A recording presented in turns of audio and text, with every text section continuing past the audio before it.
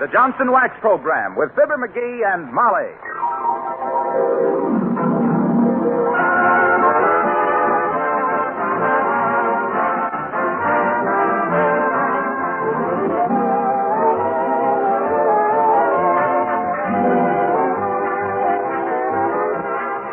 The makers of Johnson's Wax and Johnson's Self-Polishing Glow Coat present Marian and Jim Jordan as Fibber McGee and Molly with Donald Novis, Bill Thompson, and Billy Mills Orchestra. The show opens with Embraceable You.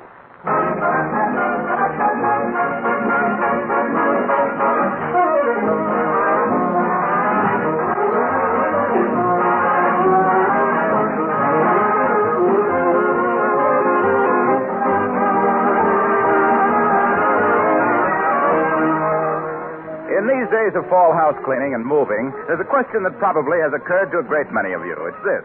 Is there anything I can do now that will make my housework easier throughout the year and at the same time add greater beauty to my home? Well, there is an answer to that question, and here it is. Take full advantage of the many uses for genuine Johnson's Wax. You may be using Johnson's paste or liquid wax now on your floors.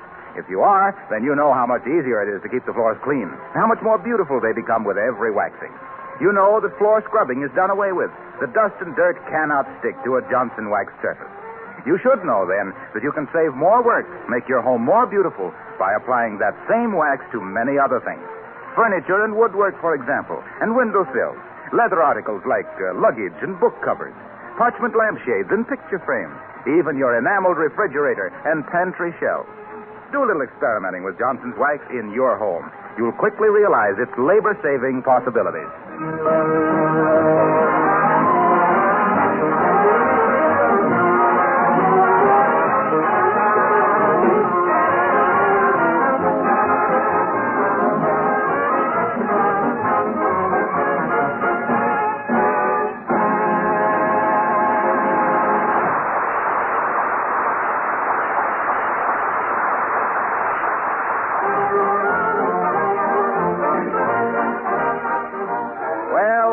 Opportunity is approaching the McGee home tonight.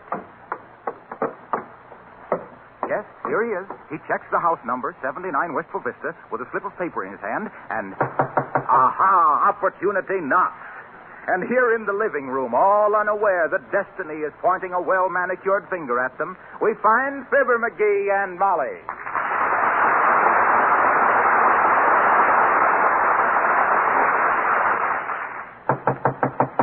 McGee, there's somebody at the door. Maybe it's the wolf. Oh. Why, it couldn't be. He knows us well enough to walk right in. McGee, are you going to answer that door, or am I? I'll play a game of rummy to see who answers it. All right, you set up the card table. Oh, no, you set up the card table.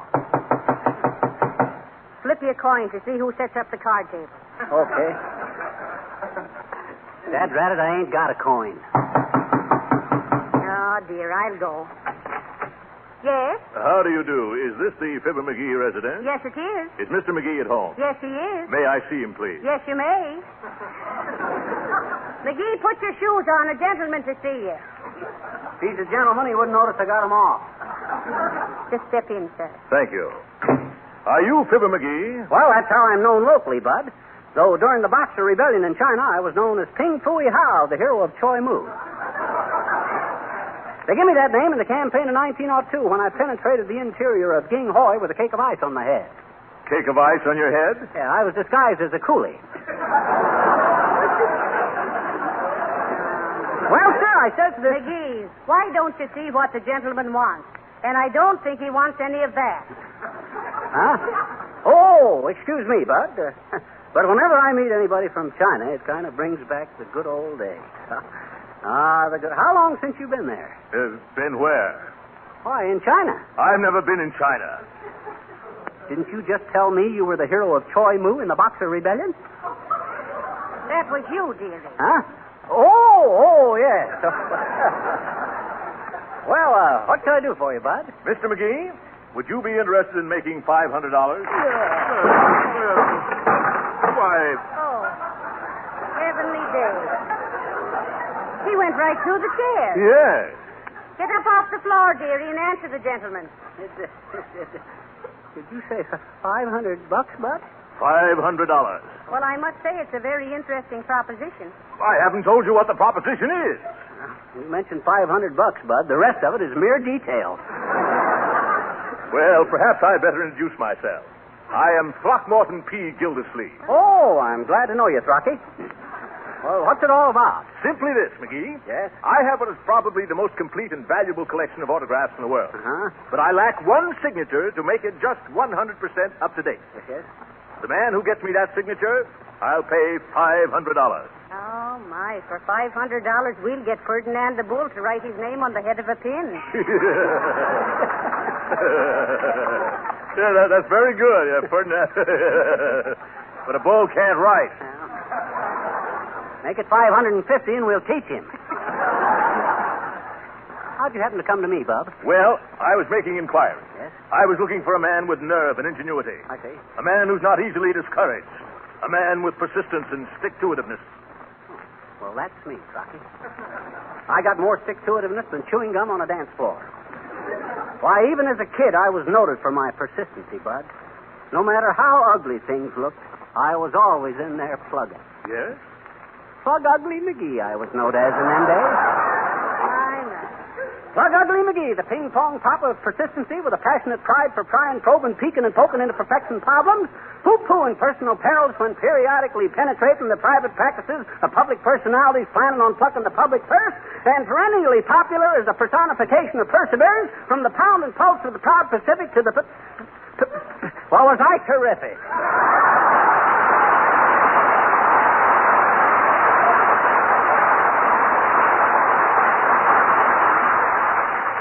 So you really think you're the man to handle this for me, do you, McGee? You betcha, Bud. I'm a go-getter. A go-getter, eh? How about that, Mrs. McGee? Is he a go-getter? Oh, he certainly is a go-getter. You bet I'm a go-getter. All you gotta do is tell me whose autograph you want, Bud. Well, it's public enemy number 1, Killer Canova the gangster. My goodness, Oh. he's fainted. Is there a doctor in the neighborhood? No, but there's a trained nurse next door. Shall I go get her? Yes, go get her.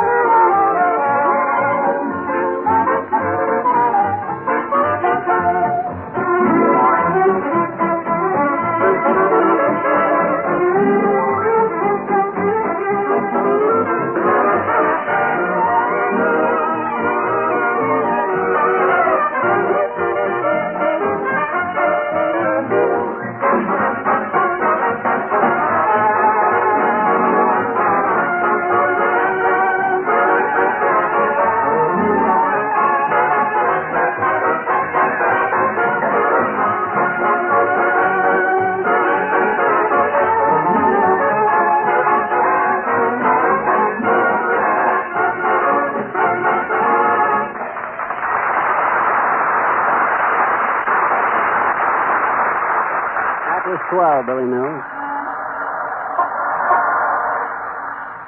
What's that smell, McGee? This is the gas house district, Molly. Killer Canova lives around here someplace.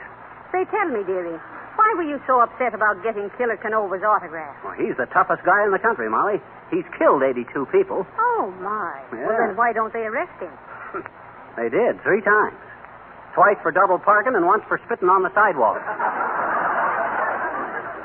Well, they'll catch up with him sooner or later. You betcha. All he has to do is kill 14 more people, and they'll put him in jail for evading his income tax. Boy, this sure is a tough-looking neighborhood. Oh, I don't know, McGee. It seems real quiet to me. Oh, you think it does, eh? Yeah, sure it does. Why, look. Even the policemen walk around 2 by 2. They have so little to do, they get lost.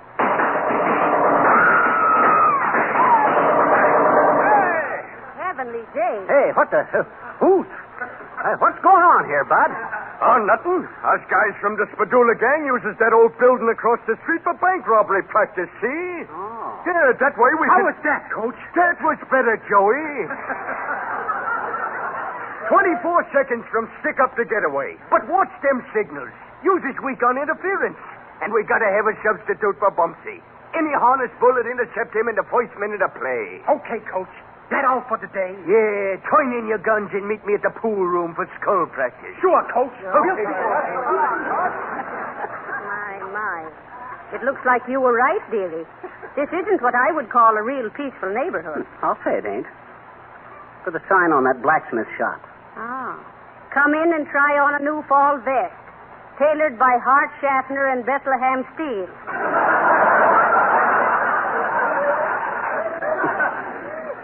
I tell you, Molly, this district is tougher than a lamb chop on a blue plate special. Oh. Not that, McGee. Well, let's get busy here. Okay. Where does Killer Canova live? Search me, but he ought to be easy to find. We'll ask somebody. He's probably... Hey there, kids. Want to buy some stolen perfume? Any hot furs? Oh, hello there, daughter. Hello, Johnny. What you doing down here? Why, hello there, Mr. Oldtimer. Aren't you ashamed of yourself trying to sell us stolen goods? Hey! Never mind that, old-timer. Maybe you can tell us where to locate this Killer Canova. We want to get him to play ball with us for an autograph. KC at the bat, you might say. That's pretty good, Johnny. But that ain't the way I heard it. The way I heard it, one feller says to other feller, says, feller named Killer... Who? Killer Canova? Oh, no, you don't, Johnny. Count me out. That feller don't give autographs. He gives epitaphs. Excuse me, I got to see a doctor about my face. It talks too much.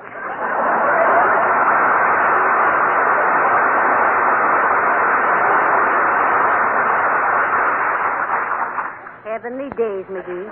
Did you see his face turn white when you mentioned Canova's name? Yeah. Why, he was scared to death. Seems to be a slight nervousness in the neighborhood. Yeah. Yeah. Maybe the police have been down here. Yeah. Kicking the gang around. That hurts. You know, Molly, I think the government needs more yeast in its dough. That $500 looks smaller to me every minute. I have a notion to give up the... Oh, hello there, little girl. Hi, mister. Hey, listen, sis, this is a bad district for little girls like you. You better run on home. I says you better skip along home. I can't, I betcha. I got business down here. I see. What business? Well, there's a moving picture my darling and I want to see, and this is the only neighborhood we can see it in, I betcha. Oh, I see. What picture is it? The Wizard of Oz. Oh. It's a double future. Feature. It ain't double future, it's double feature. Why? Dad, let it, because it is, that's why. Future means something that ain't here yet. It is too, I betcha. It started yesterday. Oh, well, let it go. Okay, after we see it. What other picture are you going to see? Well, I says, what's the other picture in the double feature? there isn't any, I betcha. Well, then it can't be a double feature if there's only one picture. Oh, yes, it can. Oh, no, it can't. Oh, yes, it can. Oh, no, it can't. Can it?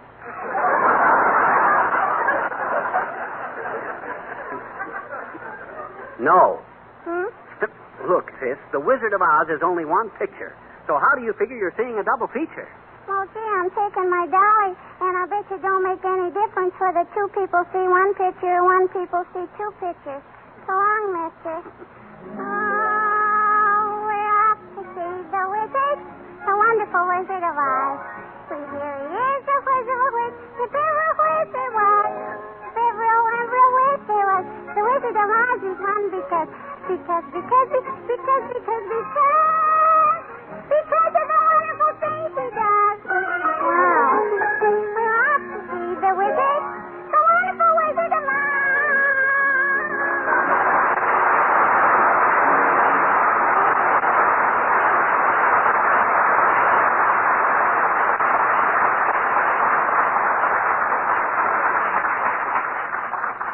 Hey, Molly. What, dearie? Look, I got an idea. Well, shake your head. Maybe it'll go away. No, listen. Why did old Gildersleeve want Killer Canova's autograph? Because he didn't have it, foolish. Exactly. And if he ain't got it, he don't know what it looks like. What's to prevent us from just taking... McGee, are you suggesting that we fake a signature and sell it for $500? Why, Molly, that's dishonest. Certainly is. Yeah. On the other hand, it's pretty practical. Why, just think we could... Oh, look, McGee. Huh? My, here comes a man running down the street in his BVDs. Go on. That's a tracksuit. That's some guy in training. Hey, Bud, come here. Hello, pal. Hello, babe. What are you doing around here? Oh, it's Mr. Wilcox. What are you doing here? Oh, I was born and raised in this neighborhood. Aha, you hear that, Molly? I always says Wilcox came from the wrong side of the tracks. You should talk, dearie. Huh? Your mother told me you'd have learned to walk a year sooner if the ties hadn't been so far apart. So this is your old neighborhood, Mr. Wilcox. Yeah, I like to come back once in a while and mix it up with the old gang. A bunch of my old pals is fighters down here, and I trains with them. Oh, heavenly days. I should think polishing floors and linoleum would give you enough exercise. Nah, there's nothing to that. That's kid stuff. Oh. Why, with Johnson's self-polish and glow coat, there ain't any work at all. You led with your chinoleum that time, Molly. Well, go on, Cuddles. Tear into it. Well, you see, it's this way. With Johnson's glow coat, you just pour a few drops onto linoleum, spread it around with the long-handled plier, and that's all there is to it. And when it dries, it sparkles like a chorus girl's eyes at a $10 table d'hote. Why, it's so easy, I gets out of condition. I get soft, see? So I comes down here to work out with the boys. Oh. Well, if you're acquainted down here, Mr. Wilcox, maybe you can tell us where Killer Canova lives. Oh, excuse me. I gotta finish my road work before I cools off, and I just had a chill. Goodbye now. Imagine that. Everybody knows. You get that, Molly? You mentioned Killer Canova's name around here, and everybody clams up like a bowl of chowder. Well, say, now, listen, let's sit down on the steps of this house and think this thing out. Okay. Now, the first thing we got to do, Molly, is to... Oh, my. A street singer. Yoo-hoo, Mr. Street Singer. Yeah. Hey, listen, Bud, can you tell us where Killer Canova lives? Yeah, but I ain't talking, see? Oh, all right. If you won't talk, will you sing? Certainly. Nobody can hang nothing on me for that. Looks something like Don Novus, don't he, Molly? Yes, he does. What do you want me to sing, brother? I'd like to hear you sing The Lamp is Low. Okay, shall I sing it plain or with hot wicks? We'll take it plain, Si.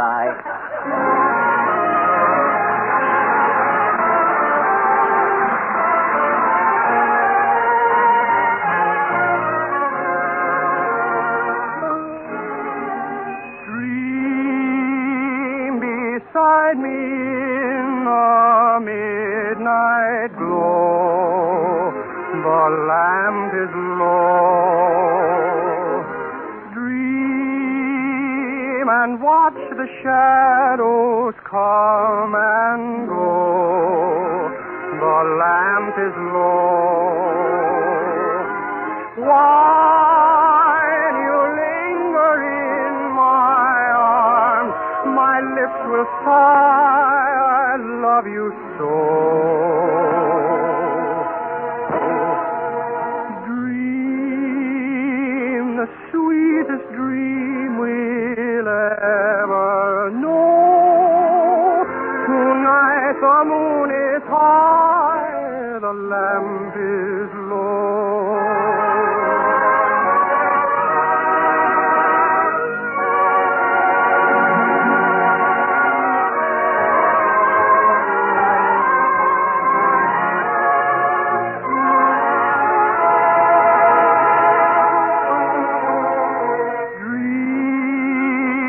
The sweetest dream we'll ever know. Tonight the moon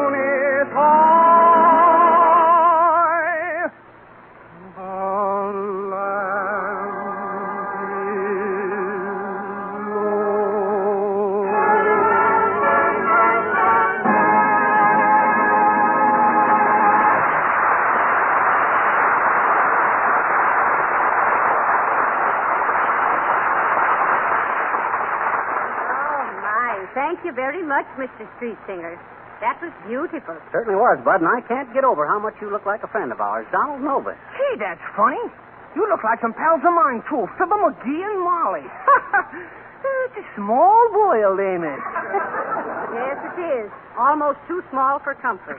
Good night. Good night. Well, come on, dearie. Get up off of those steps. Let's get going. Oh, gee, Molly, let's sit here and rest a while. We ain't bothered. Uh-oh, here comes somebody out of the house. I beg your pardon. You're trespassing, you know. Well, we're very sorry, sir. I shouldn't have mentioned it, madam, except that strangers lurking about make the master extremely known. Oh, okay, Bud. We'll go. But speaking of lurking, maybe you can tell us where to lurk for a guy named Killer Canova. This is Mr. Canova's residence, sir. Oh, my gosh. Heavenly days. Are you Mr. Canova? No, madam. I'm Mr. Canova's personal servant. I lay out the clothes he likes in the morning and the people he doesn't like in the evening.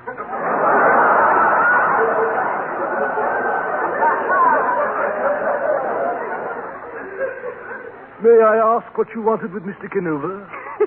Oh, this is wonderful. Listen, Jeeves, or Jarvis, or whatever your name is, pop in and ask the killer to give us his autograph, will you? Yes, tell him it means a great deal to us. Oh, I'm very sorry, but what you ask is impossible. Mr. Canova never gives his autograph. Oh, come on, Bud. There's $10 in it for you if you do. I beg your pardon. Are you trying to bribe me? Yes, we are. Shrewd judges of character, if I may say so, madam. Will you make it 25? Okay, Bud, 25. Thank you, sir. I shall do my best. If you continue to dilly-dally about for a few moments in the vicinity, I shall report my progress. May I add, however, that I'm not extremely optimistic. Thank you very much.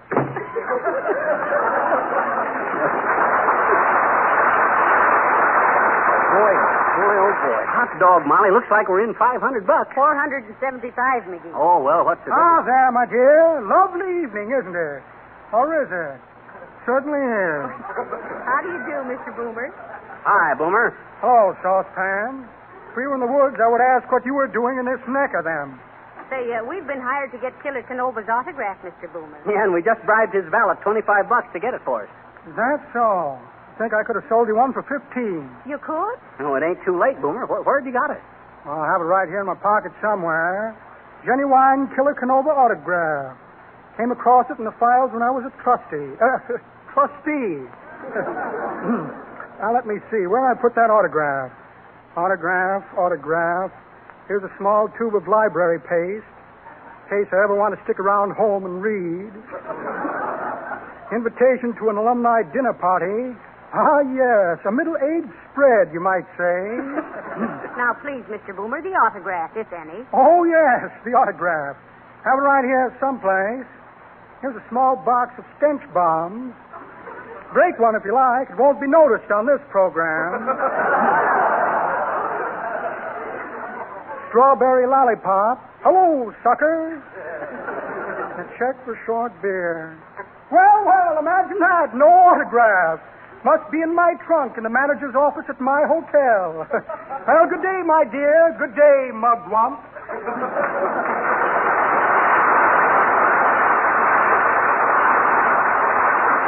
Hey, Molly, I just thought of something. What, again? What if Killer Canova finds out we tried to bribe his valet? Well, what if he does? Well, shucks. That's what I say. What if he does? I don't care if he is public enemy number one. If he comes out and gets tough with me, you know what I'll do? I certainly do. Well, what of it? I'll wait for you at the corner. Oh, why, how do you do, Mrs. McGee? So nice to see you. How do you do, Mrs. Uppington? And Mr. McGee, how do you do? Hi, Effie. Heavenly days, Mrs. Uppington. Isn't this rather a tough neighborhood to find you in? Oh, not a bit, my dear. You see, we club women take groups of children from every section in the city and teach them constructive things, such as folk dancing and basket weaving. Oh, not really. Well, now, isn't that useful? Particularly the basket weaving. You know, Mrs. Uppington, I was on my way to a party once. The fireman's ball, I think it was. And I suddenly felt if I could only weave a basket, I would be a great social success. Really? How dreadfully interesting. Well, now, if you can believe it, Mrs. Uppington, I stopped right there in the street, grabbed a handful of green and yellow twigs, and wove a little basket. Oh, what'd you do with it, Molly? Well, on the way, I lost it. Oh, my, how very amusing. Well, I must be going. I must take these phonograph records down to my little class in music appreciation. Oh. What records are they, Mrs. Uppington? Oh, they are by some of the greatest masters. Now, let me see. Here is one by Arthur Shaw, Thomas and James Dorsey, Glenn Miller, and Theodore Weems, Robert Crosby, and Benjamin Goodman. Oh, here is even one by a nobleman, Count Basie. That's a pretty hot bunch of classics, Uppy. And you're smart not to mess around with them jitterbugs like Stokowski. Oh, I'm so glad you approve of my selections. Personally, I'm afraid I'm not too musical, although I adore the violin. Oh, but it was spoiled for me when I heard that violin music was merely the result of dragging the tail of a horse across the interior of a cat. Isn't that a horrible conception? Oh, my, it's been so nice seeing you. Well, good night. Good night.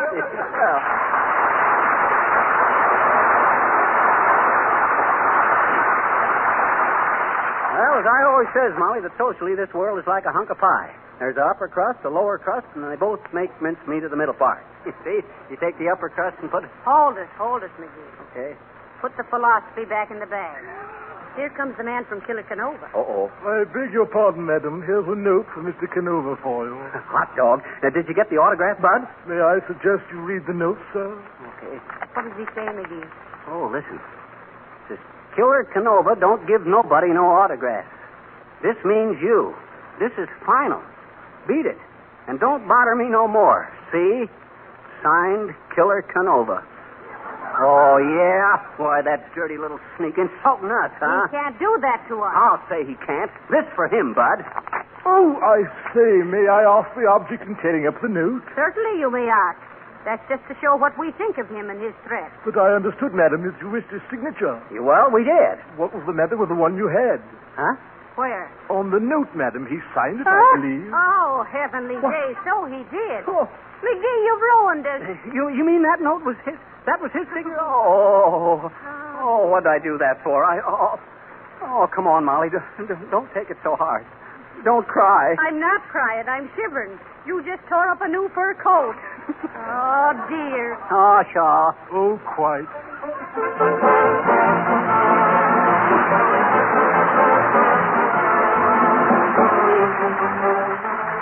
Fibber and Molly will be back in just a moment. What seven-letter word spells America's fastest-selling #1 floor polish? It's GLO-COAT, Johnson's Glow Coat. The popularity of Glow Coat is increasing every day, and more women discover what a satisfactory product it really is.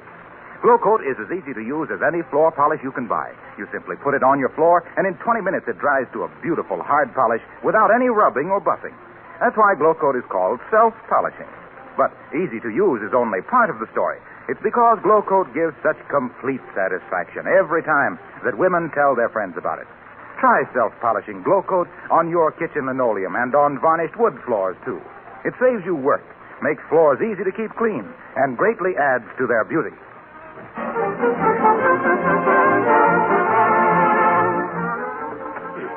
Folks, this is Fibber McGee and Molly saying goodnight for us and Johnson's Wax until next week.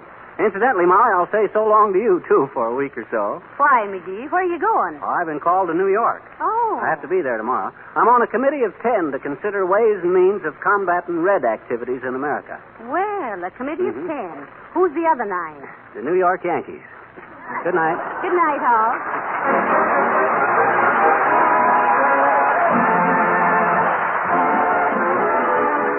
This is Harlow Wilcox speaking for the makers of Johnson's Wax and Johnson's Self-Polishing Glow Coat, Racine, Wisconsin, inviting you all to be with us again next Tuesday night at this same time. Good night.